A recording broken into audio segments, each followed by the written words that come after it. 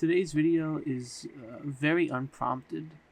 I'm actually working on some things to eventually post on this channel, similarly guided towards music, but just a little bit more scripted than this. I'm operating very off the dome here today, but I've been very moved these past couple of days, and I wanted to make a video sort of talking about my thoughts, my memories, my emotions relating to recent deaths in music.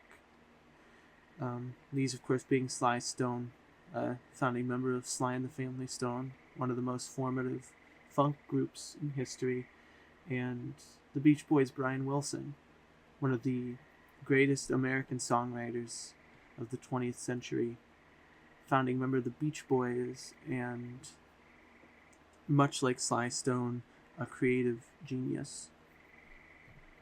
And I hold both these artists very close to me, and it almost feels hard to talk about them in any way where it helps to explain how important I think they are, not just to me, but to music as a whole.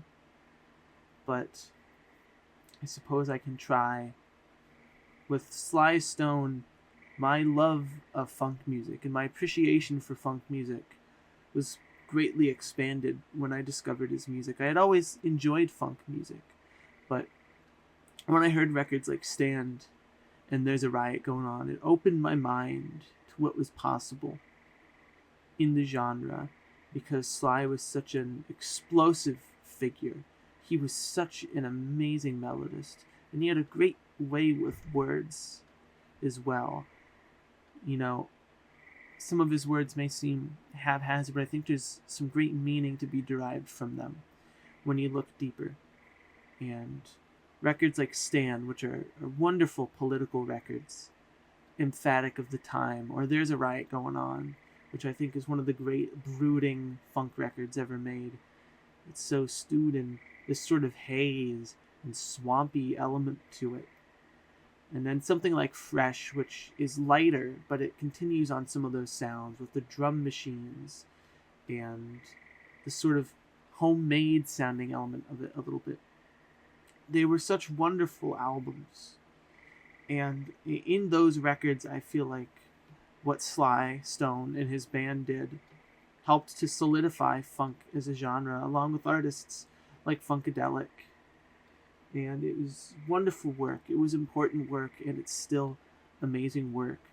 I think few albums have aged as well as There's a Riot Going On, which almost feels just as relevant today as when it did in 1971 when it came out. And it's a wonderful, wonderful record with great production, really moody atmosphere, wonderful lyrics, a great flow, in this sort of ebb and flow of songs.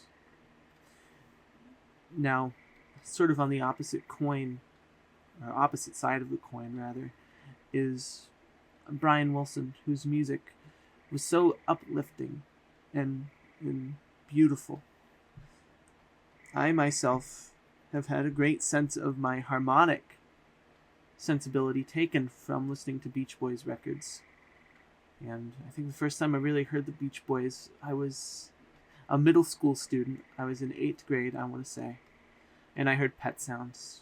And, you know, I see a lot of times people mention that you don't ever really get Pet Sounds on the first listen, but for me, it was like an immediate revelation. It was the most wonderful, sort of spellbinding record I'd heard in a very long time, and I was very deep into the Beatles at that point. I've always loved the Beatles, but for a short while, my allegiance was questioned.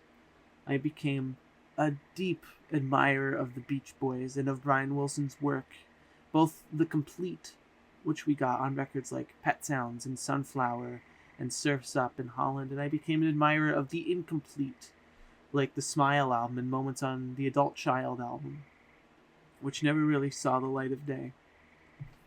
But Brian was a beautiful musician who had such a sense of melody and composition and harmony. I don't think there's really any other musician that had such a brilliant sense of harmony as him. And throughout his entire life, that shined through. And he sort of became this poster child for the sensitive genius who was undone by health struggles and drugs. And I think that's a very tragic way to look at his story when it's filled with so much joy and music and love. And this is a very sad day. This has been a very sad couple of days. We've lost two irreplaceable musicians, two irreplaceable souls who have forever changed the course of Western music. And although they are gone, their legacy and their music will reverberate for years and years and years. And they will never truly be forgotten. Sly and Brian are finally done becoming, and they can get to being with the universe. It's an incredible loss, but I'm glad that I got to exist in a world where I can hear their music and I can share this space with them, even just for a very short time.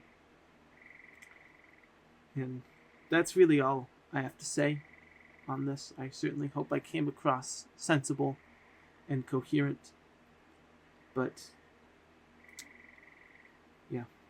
So what I can say is, I guess, stay tuned, and I should hopefully have more videos in the future related to music.